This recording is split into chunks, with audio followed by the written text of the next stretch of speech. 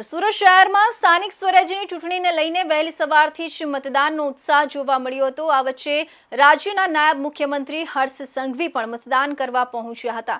તેમણે પોતાના મતાધિકારનો ઉપયોગ કરીને નાગરિકોને આકરી ગરમી વચ્ચે પણ વધુમાં વધુ સંખ્યામાં મતદાન કરવા અપીલ કરી હતી અને લોકશાહીના આ પર્વમાં ઉત્સાહપૂર્વક ભાગ લેવા સંદેશ આપ્યો હતો। સુરત શહેરમાં સ્થાનિક સ્વરાજ્યની ચૂંટણીને લઈને વહેલી સવારથી જ લોકશાહીના પર્વનો માહોલ જોવા મળી રહ્યો છે।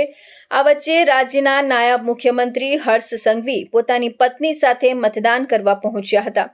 તેમણે સુરત ખાતે આવેલા કેન્દ્રીય વિદ્યાલયમાં પોતાના મતાધિકારનો ઉપયોગ કર્યો હતો।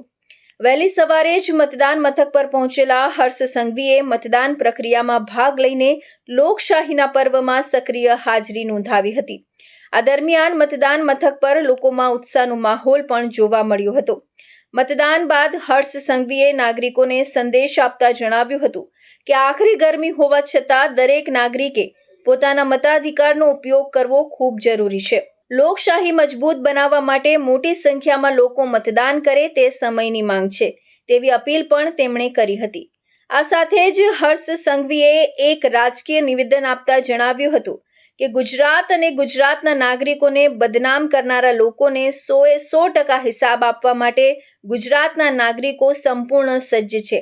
તેમણે વધુમાં જણાવ્યું હતું કે મતદાન માત્ર અધિકાર જ નહીં પરંતુ દરેક નાગરિકની ફરજ પણ છે।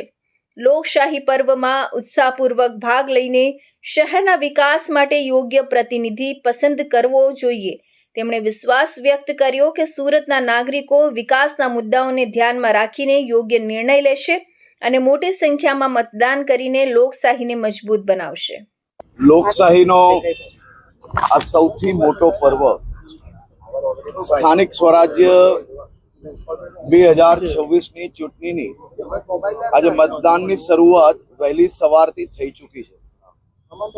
રાજ્યભરના નાગરિકોનો આભાર માનવો પડે કે વહેલી સવારથી જ આ રાજ્યના હિતમાં આ રાજ્યના વિકાસને વધુ ગતિ આપવા માટે વર્ષો વર્ષથી ચાલતી રાજ્યની જોડી રાજ્યના નાગરિકો અને સૌ કાર્યકર્તાઓ એ આજે વહેલી સવારથી ફરી એકવાર આ જોડીને હજી વધુ મજબૂત બનાવવા માટે વહેલી સવારથી મતદાન કરી રહ્યા છે। સુરત શહેરમાં બી આજે તમામ ક્ષેત્રોમાં મતદાન ઝડપથી થઈ રહ્યું છે અને વ્યવસ્થા બી સરકાર દ્વારા ઇલેક્શન કમિશન દ્વારા જે અદ્ભુત વ્યવસ્થાઓ કરવામાં આવી છે જેથી કોઈ બી જગ્યા પર લાઈનો બી એવી નથી લાગતી।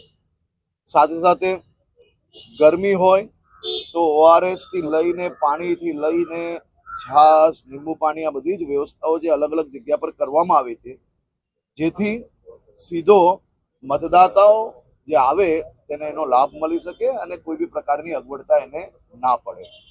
પર ગુજરાતની જનતા અને ટીમ ગુજરાત એ સાથે મળીને એક નવો ઇતિહાસ બનાવવા માટે આગળ વધી રહ્યા છે। ગુજરાતના નાગરિકોને બદનામ કરનાર લોકોને 100% હિસાબ કરવા માટે ગુજરાતના નાગરિકો સંપૂર્ણ